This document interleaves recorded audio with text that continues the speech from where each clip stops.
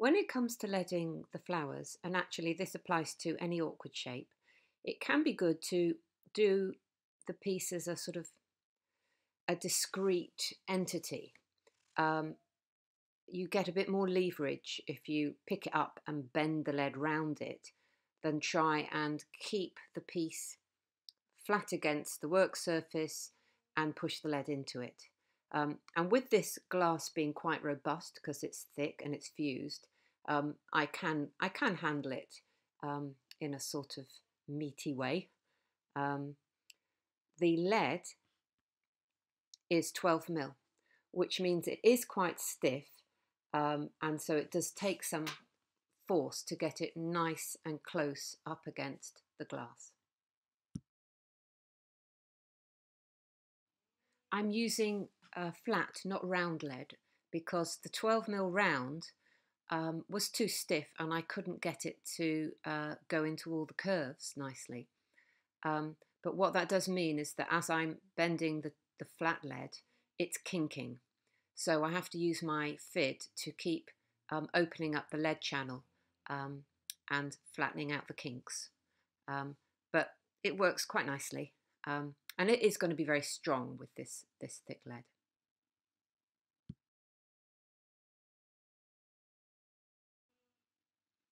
And having bent the lead all the way around the flower, I'm now trimming the lead where it fits into the edge lead. It's just a neater way of getting your angles right. Um, it's very difficult to bend the end of a piece of lead into a curve, so you're better off leaving the end longer, bending it and then trimming it.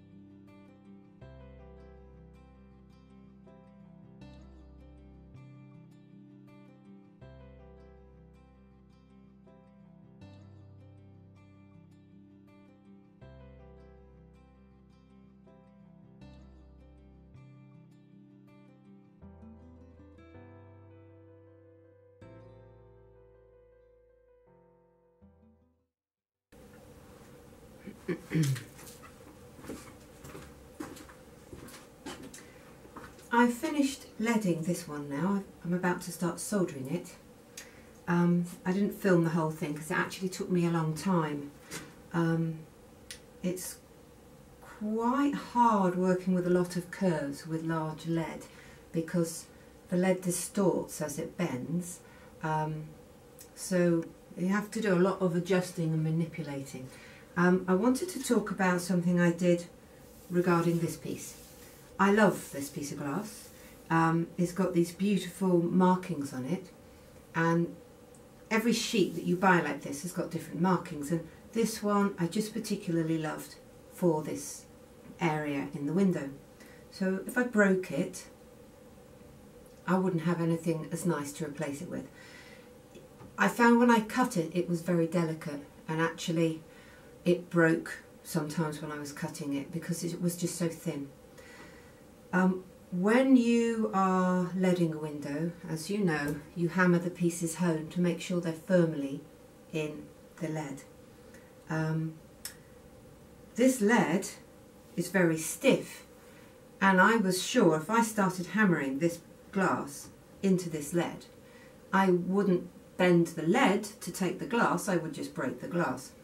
So I decided what I needed to do was cut another piece of glass that was quite robust, which this one is, the same shape, and then hammer this into place, which would then shape this piece of lead the way it needed to be shaped. And then I could put this piece of lead in and hammer it again so that it took up the contour. I then took it apart and put this one in, and it worked really well. I was really pleased with that. I mean, you know, it's difficult to decide which piece of my glass I was going to sacrifice. But although this is a lovely piece of glass, looks great as bark, is very dark, and it can unbalance a window because it's so dark. Haven't used it. I probably used a tiny bit of it when I first bought it, so I still had a big sheet. But yeah, that worked really well, and I think I'll do that in the other areas of the window where I have this glass. So yeah, now I'll start with my soldering. And it's worth mentioning that the lead that goes around the hilt is 1 inch lead, so 25mm lead, 24mm lead, so incredibly stiff and thick, which was why I had to think round the problem of shaping it to fit the glass. So I've picked this thick lead for the sword for emphasis, and it's worked quite nicely.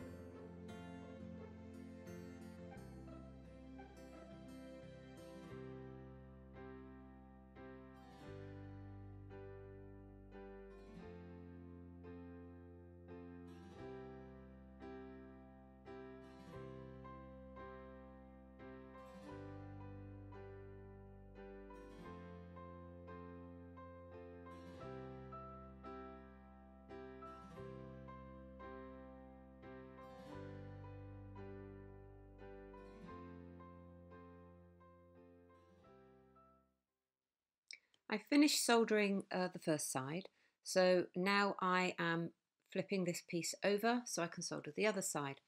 And this is a moment of particular vulnerability because obviously only one side is soldered, and this is a rather large panel. There wasn't a place where I could make a natural break in this panel to make it smaller.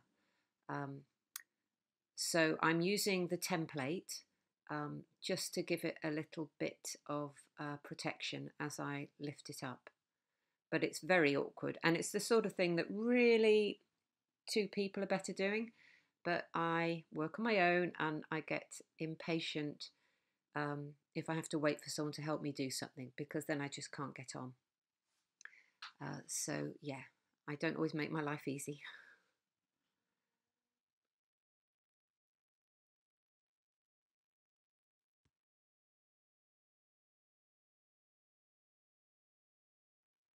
And actually, because I was worried and I didn't have enough pairs of hands, I taped the template to the glass just so that it didn't slip and move when I was handling it.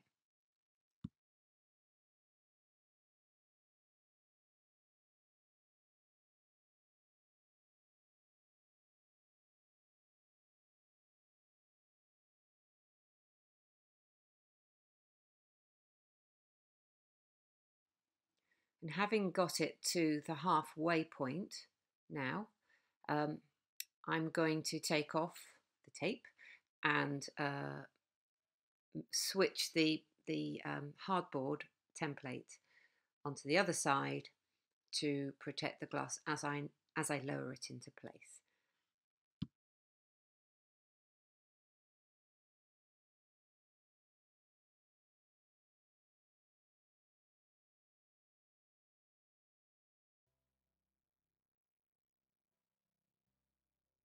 Job done. Big sigh of relief.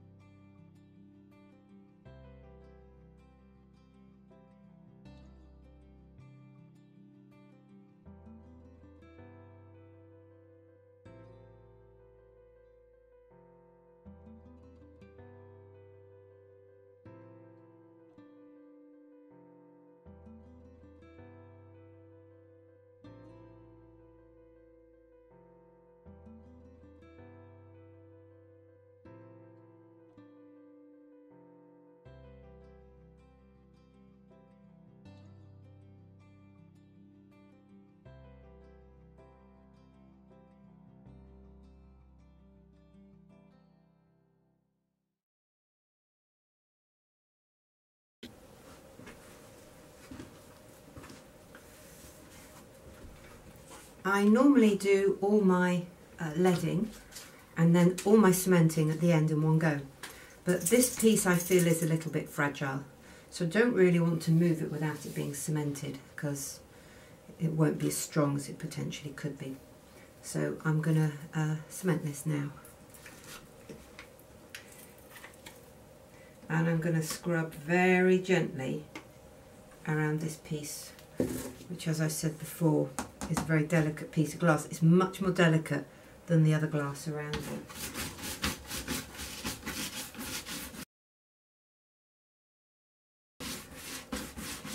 When I was soldering this, I found that my soldering iron just kept losing its heat because a lot of the joints were very big and it was just sucking all the heat out of my soldering iron. And if your soldering iron isn't hot enough, your solder doesn't flow nicely. So some of these joints I don't really like very much, but nobody on the ground was going to see because it's so high up.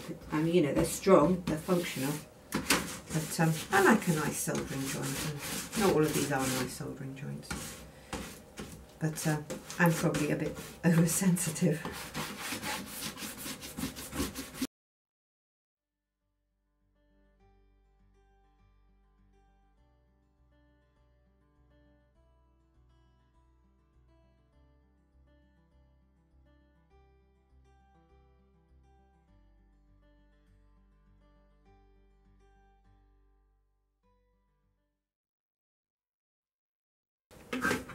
Whenever I lead, I always find I've missed a joint, so I take the opportunity to solder them as I find them, because otherwise they'll just get left.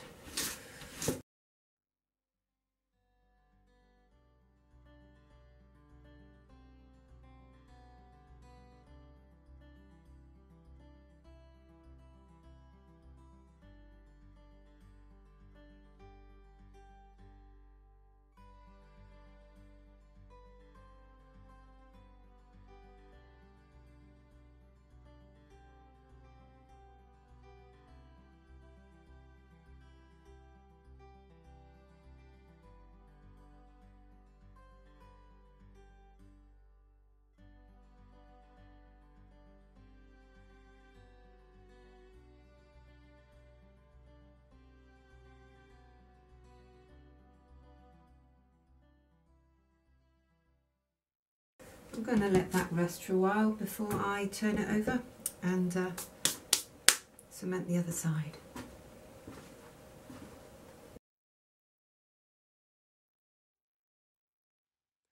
So as you probably know, after you've cemented your lead, you rub it with whiting, and that will absorb any excess liquid and firm up your cement.